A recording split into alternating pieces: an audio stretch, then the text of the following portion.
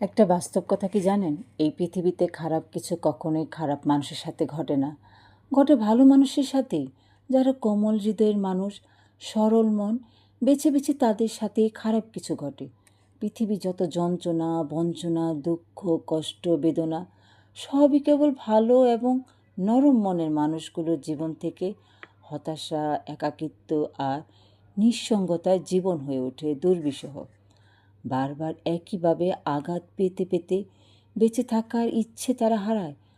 যারা পৃথিবীতে সরল মনের মানুষ, তারাই এই পৃথিবীতে সবচেয়ে বেশি কষ্ট পায়, সবচেয়ে বেশি আঘাত পায়।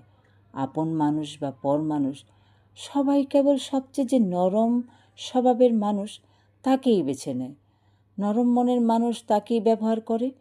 যারা প্রতিবাদ করতে জানে না, যারা প্রতিশোধ নেয় না, যারা কারো ক্ষতি করে না, যারা কাউকে কষ্ট দিতে জানে না, ঠিক তারাই পৃথিবীতে সবচেয়ে বেশি যন্ত্রণা ভোগ করে। চতুর মানুষ অন্য আরেকজন চতুর মানুষকে ঠকাতে পারে না। পৃথিবীতে খারাপ মানুষ অভাব নেই, অভাব তো কেবল ভালো মানুষের।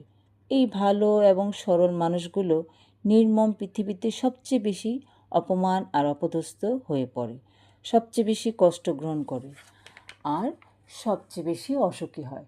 এই যে বললাম, পৃথিবীতে কখনো খারাপ কিছু খারাপ মানুষের সাথে ঘটে না।